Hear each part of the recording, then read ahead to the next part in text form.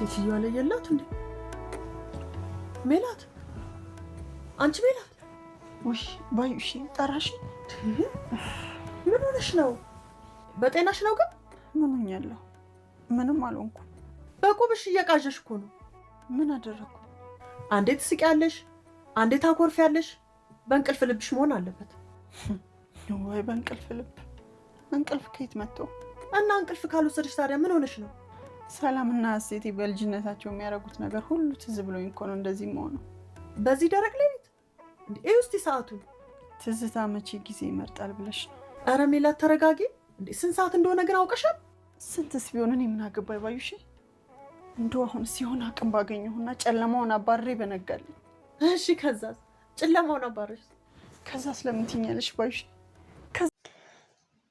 ሰላም ሰላም፣ ጤና ይስጥልኝ ውድና የተከበራችሁ የመሲ ቁጥር ሁለት ቻናል እንዴት ናችሁ? ሰላማችሁ ይብዛ በያላችሁበት የዓለም ዳርቻ ሁሉ። ላይክ እና ሼር ሰብስክራይብ እያደረጋችሁ ቪዲዮውን ጀምሩት። በመልካምነት በመልካምነት ማለት ነው። ወይዘሮ ሜላት ዛሬም ከሀዘን አልወጣችም። ፎቶውን ይዛ እንደምታዩት በእንቅልፍ ልቧ ይሉት ተኝታ ይሉት ቁጭ ብላ ይሉት ብቻ እያበደች አትሉት ከባድ ሁኔታ ውስጥ ነው ያለችው ማለት ነው። ወይዘሮ ባዩሽም እየተቆጣቻት ነበረ። ምንድን ነው የምትይው? ምንድን ነው ፍላጎትሽ? ምንድን ነው ሀሳብሽ? ማለት በማመስገን ፋንታ የምን ማልቀስ የምን ማዘን ነው እያለች ትቆጣቻለች። እውነት ለመናገር እውነት ነው ማለት ያው ሀሴት ባትሆንም አሁን ነው ለባስ ልቧ የሚሰበረው ማለት ነው። ምክንያቱም ሀሴት ካጠገቧ ነው ያለችው፣ እሷ ሀሴት አይደለችም። ግን እሷ ናት ብላ ስላመነች ትንሽ ያኔ በጣም የምትሰበር ይመስለኛል ይበልጥ ማለት ነው። እና በማመስገን ፋንታ እንዴት ታለቅሻለሽ? እንዴት ታዝኛለሽ? ማመስገን እኮ ነው ያለብሽ ምናምን እያለች ትቆጣታለች። እያበድሽ ነው እንዴት ትላለች። ወይዘሮ ሜላትም ያው ከሰላም ጋር በፊት በልጅነታቸው የሚያደርጓትን እያስታወሰች እየሳቀችም እያዘነችም እያለቀሰችም ነበረ። እንደምታዩት ፎቶግራፏን ይዛ እጅግ በጣም እያዘነች እያለቀሰች ነው ያለችው ማለት ነው። ወይዘሮ ባዩሽም አምጪው ብላ ተቀብላ ፎቶውን ቁጭ ታደርገዋለች። አምጪው እንተኛበት፣ እኔ ተኝ፣ ያለበለዛ በዚህ ጨለማ ወደ ቤት ይሄዳለሁ ምናምን ብላ ታስፈራራታለች። እሷም እሺ በቃ ብላ እንትን ለማለት ሞከረች፣ ለመተኛት ሞከረች። ያው ነገር ግን እንቅልፍ ሊወስዳት አልቻለም። እንኳን እሷ ልጆቿ ሰላምና ምናሴም እንቅልፍ ሊወስዳቸው አልቻለም። የሀሴትን ጉዳይ እያመሰላሰሉ ነው ያሉት። እናም ማነች ሰላምም የድሮውን ትውስታ እያስታወሰች እናቷን የሚያደርጓትን ምናምን እያስታወሰች ነበረ። እና እንቅልፍ እምቢ ሲላት እሷም ከመቶ እስከ አንድ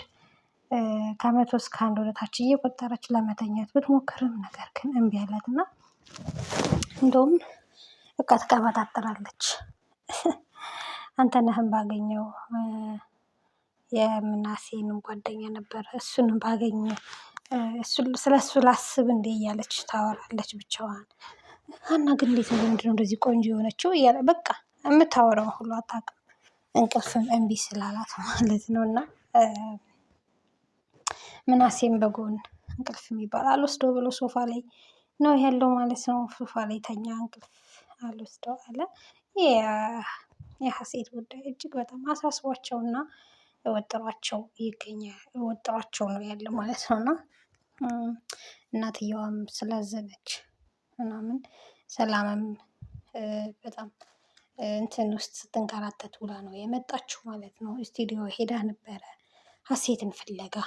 እናቷን ልታስደስት ሰርፕራይዝም ልታደርግ ነበረ። ሄዳ አነጋግራ ልታመጣት ነበረ። ነገር ግን አልሆነም።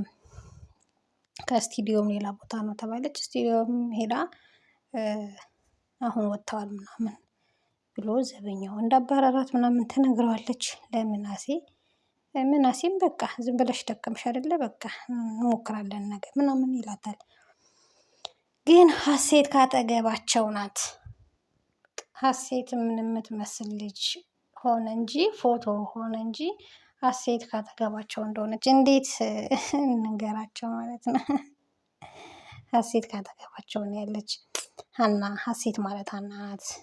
እውነት እንዴት ያዝኑ ማለቴ ሰራተኛቸው ሀና እንደሆነች የእነሱ ልጅ እውነት እንዴት እኔ እንጃ። እናትየዋ በተለይ በጣም ነው የሚሰማት። ትንሽ አስቸጋሪ ነው። እዚህ ጋር ደግሞ እንደምታዩት ሀና አባቷ ምንድን ነው ከኔ የደበቀው? ለምንድን ነው እንደዚህ ያዘንከው? ምናምን እያለች የተቆጣ እንትን እያለችው ነበረ። ድሮ እኮ ከኔ ምንም አትደብቅም ነበር አባዬ፣ ምንድን ነው የተፈጠረው? ምንድን ነው የሆንከው? ምናምን እያለች አስጨንቃት ይዘዋለች። አባ ኖላዊም ልጄ ምንም አልደበኩሽም እኮ እንደው እኔን ለማሳከም ገንዘብ አጥቶሽ አቅም ያነሰሽ መስሎ እንዳይታይሽ ብዬ ነው እንጂ ምናምን ይላታል አባባ ኖላዊም።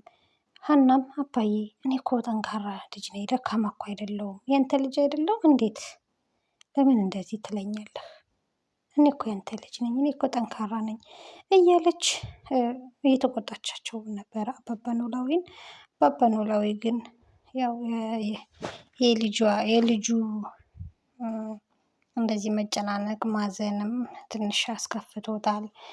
ህመሙም እየባሰባቸው ስለሆነ በሱ ምክንያት ነው ያዘኑት ማለት ነው። ከዚህ ሁሉ ግን እናትና ልጅ ተዋውቀው እናቷ የሀና እናት አለቃዋ ሜላት እንደሆነች ብታውቅ እውነት ለመናገር ነገ ታሳክማቸዋለች እሳቸውንም። በእርግጥ ሀና እንጃ እንዴት እሺ ብላም ወደ እናቷ እንደምትቀርብ ትንሽ አስቸጋሪ ነው። ምክንያቱም እናትም አባትም ሁሉም ነገር ሆነው ያሳደጓት አባባ ኖላዊ ናቸው እና እንዴት መቅረብ እንደምትችል አላውቅም። ግን ያው ቢተዋወቁ ኖሮ እሳቸውንም ታሳክማቸዋለች ብዬ ተስፋ አደርጋለሁ ወይዘሮ ሜላት። ምክንያቱም የእሳቸው ውለታ አለባት። እሳቸው ናቸው ልጇን አሳድገው ለቁም ነገር አብቅተው። ያው ምንም ቢሆን አንዳንዴ ልጅ ነው አይደለም። እና እንግዲህ እንትን ካሉ ትንሽ ከተዋወቁ ሀናም ይቅርታም ታደርግላት ይሆናል። ብዙ ነገር ብቻ ይፈጠራል ማለት ነው። ግን እስከዛው ግን በተዋወቁ የሀና አባትም እጅግ በጣም እየተሰቃዩ ነው ያሉት እና እየተሰቃዩ ይገኛሉ። በህመማቸውም በሀናም ጭንቀት እጅግ በጣም እያዘኑ እና እየተሰቃዩ ነው ያሉት። እስኪ አብረን የምናይ ይሆናል። ቀጣይ ሀናን እንደሆነች የምትቀርብ ፕሮግራም ላይ ተስፋ እናደርጋለን። ደህና ሁኑ ቤተሰብ። ላይክ ሼር አድርጉ።